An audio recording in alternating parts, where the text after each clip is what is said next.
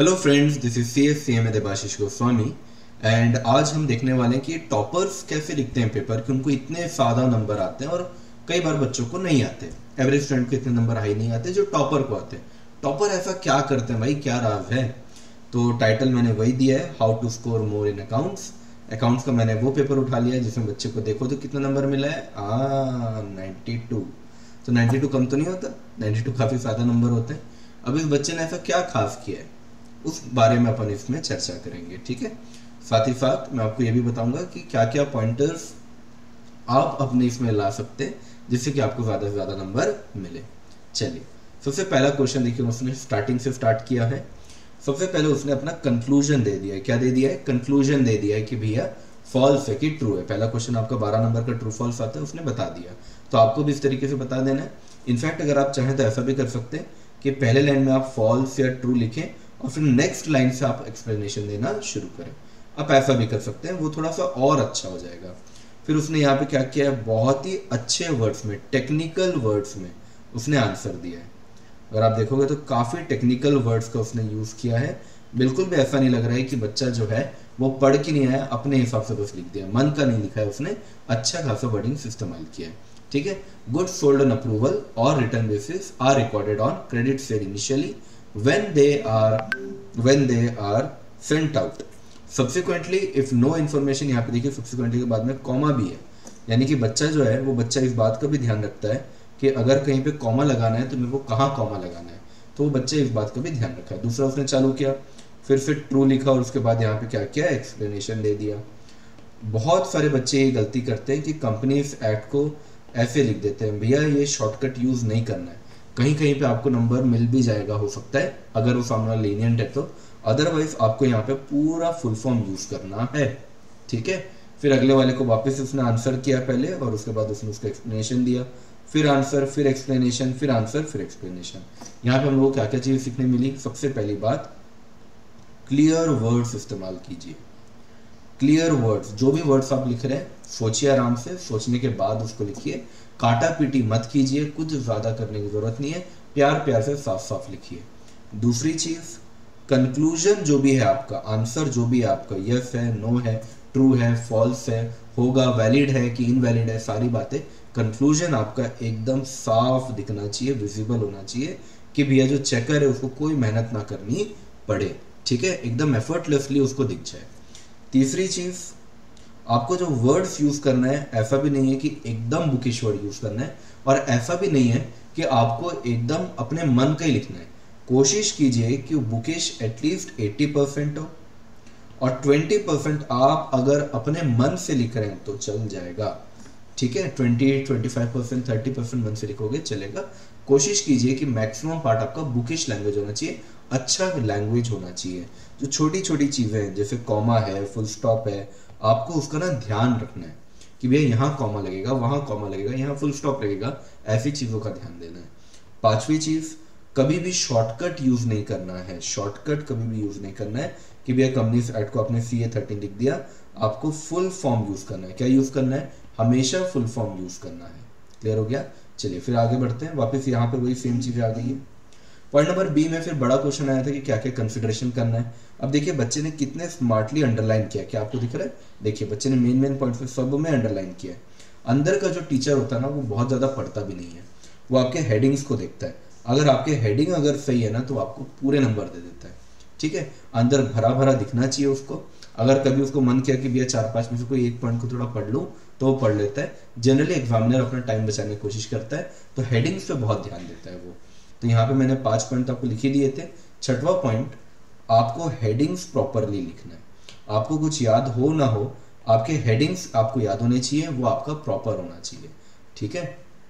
सातवीं चीज, जो भी की वर्ड है आपका, जो सबसे इंपॉर्टेंट वर्ड है या आपका अगर जो मेन पॉइंट है, उस मेन पॉइंट को या आपके हेडिंग को एटलीस्ट हाईलाइट कीजिए ताकि जो एग्जामिनर है सीधा वो देखे और सोचे अच्छा यही बात वो दिखाना चाह रहा है ना, हाँ ये बात तो मेरे आंसर शीट मतलब सजेस्टेड आंसर से मैच कर रहा है, चलो इसको पूरे नंबर दे दो। आठवीं चीज, इस बच्चे ने थोड़ा सा यहाँ पे अगर आप देखोगे तो जगह का, स्पेस का जो है ना, उस स्पेस को इसने ठीक से नहीं दिया है। आपको ये चीज का थोड़ा ध्यान रखना है स्पेस आपको प्रॉपर रखना है, स्पेस होना चाहिए हर एक लाइन के बीच में, एक एक लाइन आपका गैप देंगे, यानी कि पॉइंट नंबर ए लिखेंगे, एक गैप के बाद आप पॉइंट नंबर बी लिखेंगे, फिर एक गैप के बाद पॉइंट नंबर सी लिखेंगे। क्लियर हो गया? अब आगे देखिए, कैलकुलेशन बढ़िया तरीके से किया है। एक चीज मैं आपको और दिखाता हूँ, ये देखिए स्टेप मार्किंग, कई बच्चे बोलते हैं ना कि सर स्टेप मार्किंग नहीं होती, भाई देख लो स्टेप मार्किंग होती है। यहाँ पे स्टार्टिंग में उसको नंबर दे दिए, फिर उसने पूरा ये अमाउंट वगैरह निकाला है, प्रॉपरली लिखा है उसने, उसके बाद बाकी के नंबर उसको आगे मिले। ये देखिए कौन बोलते हैं स्टेप मार्किंग नहीं होती, 20 नंबर का क्वेश्चन है, यहाँ पे देखो 10-10 नंबर उसको मिले हैं। ठीक है, आया आप लोग को समझ? तो इस तरीके से बिल्कुल स्टेप मार्किंग होती है, कोई ऐसी बुरी बात नहीं है कि नहीं होती। ठीक है, ये क्या हो गया भाई? अच्छा, यहाँ पे अगर आप देखोगे तो जनरल एंट्री किया, तो जनरल एंट्री में कई सारे बच्चे एक और गलती क्या करते हैं, लाइन नहीं बनाते। भैया लाइन बना के आना है, ठीक है, ये वाली गलती नहीं करनी है, लाइन बना के चलना है। ठीक है, आगे आ जाते हैं। ये क्या हो गया इस पगले को? Just a second everyone.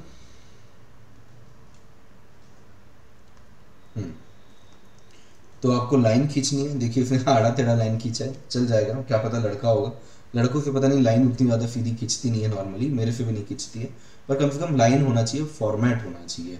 तो फॉर्मेट होना ना बहुत ज़रूरी है। तो पॉइंट नंबर 9 तो मैं आपको यही कहूँगा कि अगर हो सके तो प्लीज़ फॉर्मेट पे आप ध्यान दीजिए। फॉर्मेट पे अगर आप ध्यान देंगे तो आपको थोड़े एडिशनल नंबर मिलते हैं। अगला, वर्किंग नोट आप जो भी कर रहे हैं, वर्किंग नोट आप जो भी लिख रहे हैं ना, वर्किंग नोट आपको हमेशा क्वेश्चन के साथ देना है। अगर मान लीजिए अगर 6 नंबर का अगर क्वेश्चन है ना, तो उसमें से 2 नंबर आपका वर्किंग नोट का होगा। अगर 10 नंबर का क्वेश्चन है, 20 नंबर का क्वेश्चन है, तो कुछ नंबर वर्किंग नोट के लिए रहते हैं। अब वो वर्किंग नोट आपको अच्छे से देना है।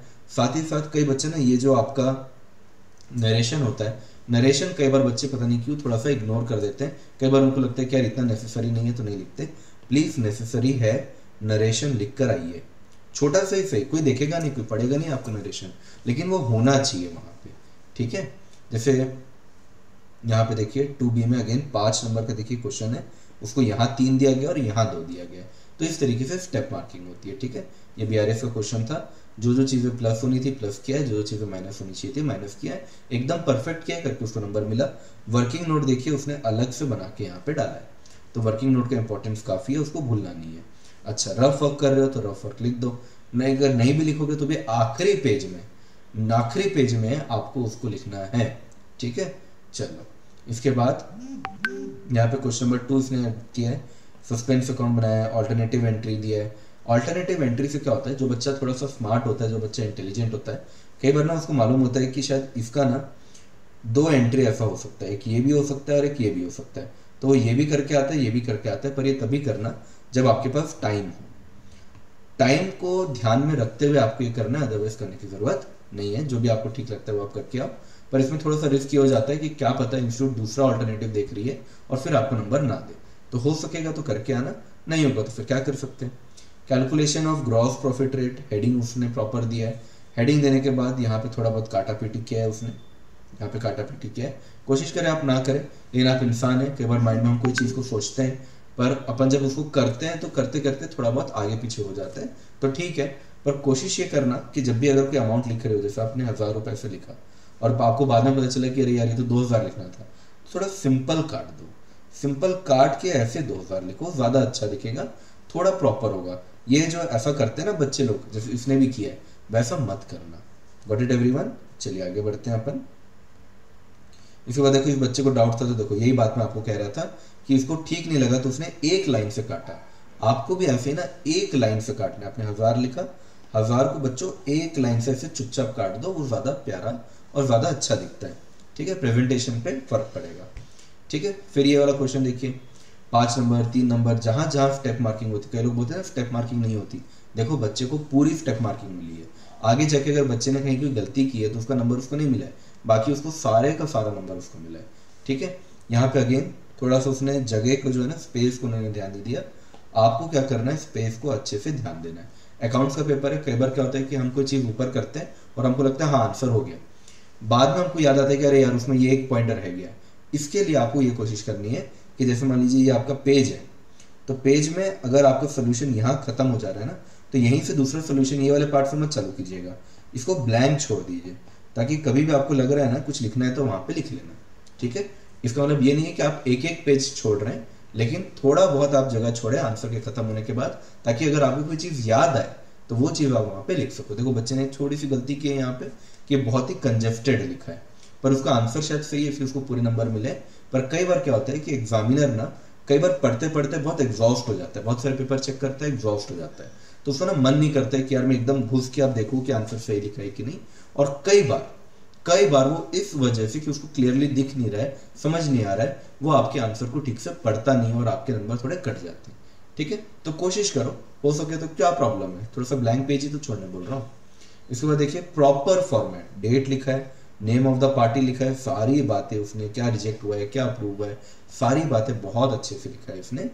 फीफो लीफो वगैरह के क्वेश्चंस में आपका फॉर्मेट बहुत मायने रखता है, हर जगह पे फॉर्मेट काफी मायने रखता है। अगर आप राइटिंग देखोगे इसकी, तो राइटिंग इसका ऐसा नहीं है कि बहुत ज़्यादा अच्छा राइटिंग है, ऐसा नहीं कि बहुत ख़राब है, पर राइटिंग से रिलेटेड अगर मैं आपको पॉइंट्स बोलूँ तो राइटिंग से रिलेटेड हमेशा याद रखना, पहली बात तो अंडरस्टैंडेबल होना चाहिए।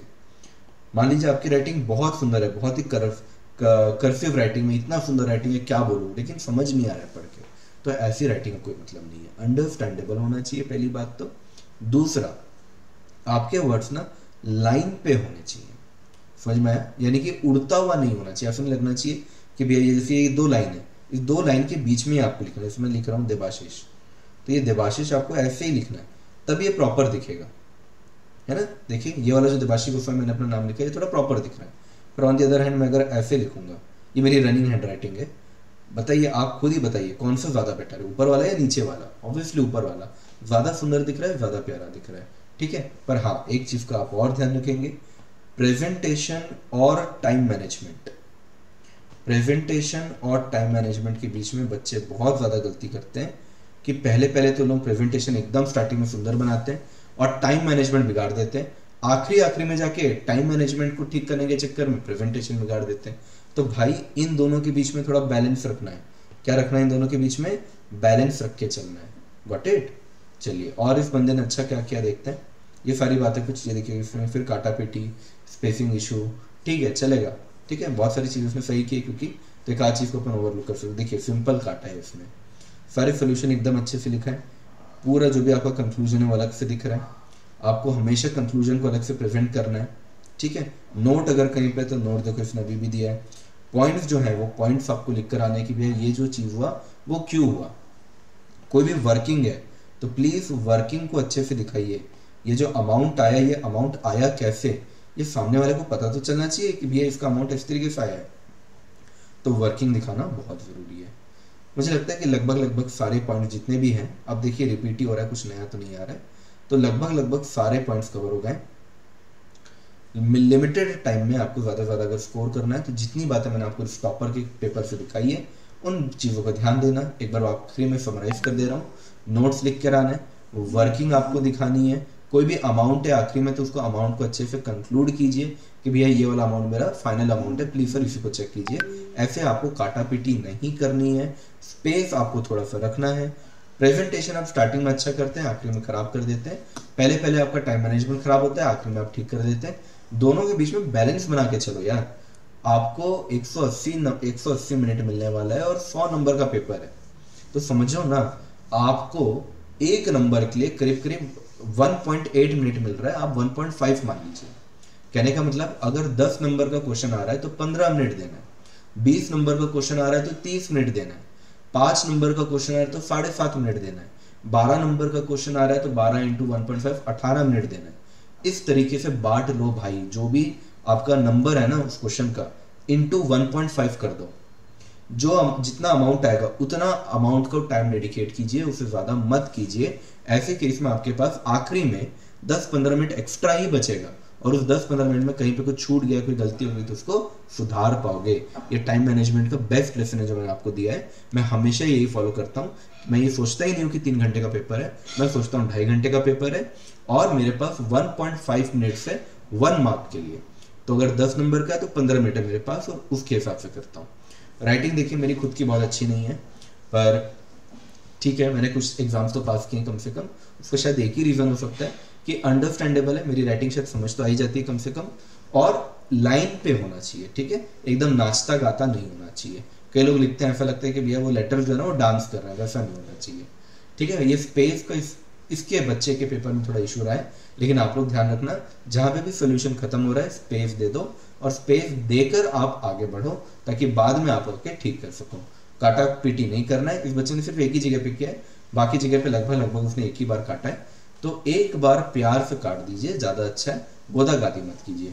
ऑल्टरनेटिव सोल्यूशन अगर आपके पास है और टाइम भी बचा है तो ऑल्टरनेटिव सोल्यूशन करके आ जाओ, अदरवाइज छोड़ दो। टाइम और ऑल्टरनेटिव सोल्यूशन को भी बैलेंस करना है। रफ वर्क आपको यहाँ पे करना है तो यहाँ कर लो, आखिरी में करना है तो आखिरी में कर लेना। ठीक है, इसके बाद कोई भी नोट अगर आप दिखा रहे हैं तो नोट आपको अलग से प्यार से अच्छे से दिखाना है। नरेशन जरूरी है, जर्नल एंट्री अगर आप कर रहे हो narration is important. Working note आपको दिखाना है, वर्किंग नोट के लिए भी कुछ नंबर मिलते हैं। ठीक है, देखो इस बच्चे ने गलत किया, 0 मार्क्स मिला उसको यहाँ पे। ठीक है, फॉर्मेट आपको हमेशा बना के चलना है। लाइन टेढ़ा मेढ़ा होगा चलेगा, लेकिन फॉर्मेट आपको हर चीज का पता होना चाहिए। ठीक है, एक क्वेश्चन ये भी आता है मन में कई बार बच्चों के कि सर मान लीजिए कि पेपर में जितने क्वेश्चन आए हमने सारे क्वेश्चन कर दिए, वैसे तो ऑप्शन रहता है पर हमने सारे क्वेश्चन कर दिए तो फिर क्या होगा। तो ध्यान से सुनो, आईसीआई क्या करती है, जैसे मान लीजिए आपने 7 क्वेश्चन अटेम्प्ट कर दिए, आपको करने थे 5, अब बेस्ट ऑफ 5 चूज करती है। समझ में आया? मतलब मान लीजिए 5 क्वेश्चन में 12 नंबर आए हैं, एक में आया है 10 नंबर और एक में 8 नंबर आया है, तो 10 और 8 को छोड़ देगा, 12 वाले 5 को ले लेगा। आया समझ सभी को? तो अगर आपके पास टाइम है, अगर आप ज्यादा क्वेश्चन बना सकते हो, ऑप्शन से ज्यादा बना के आइए, कोई टेंशन वाली बात नहीं है।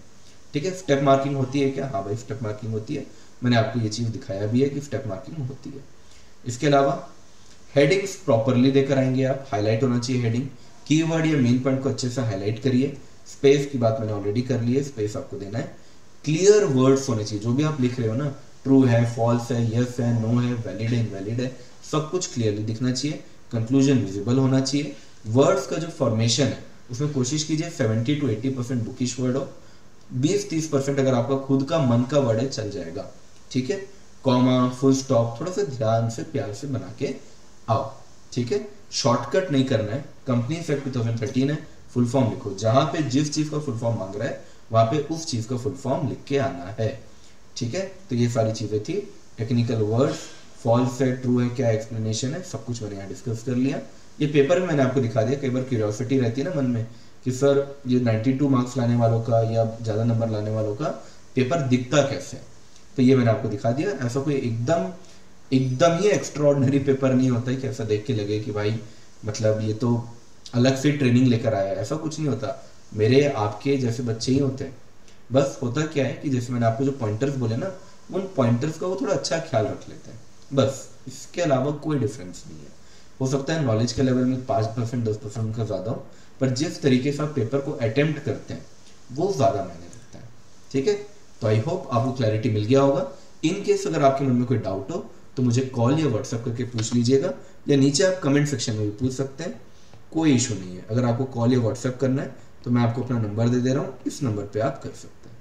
Got it everyone? चलिए, थैंक यू।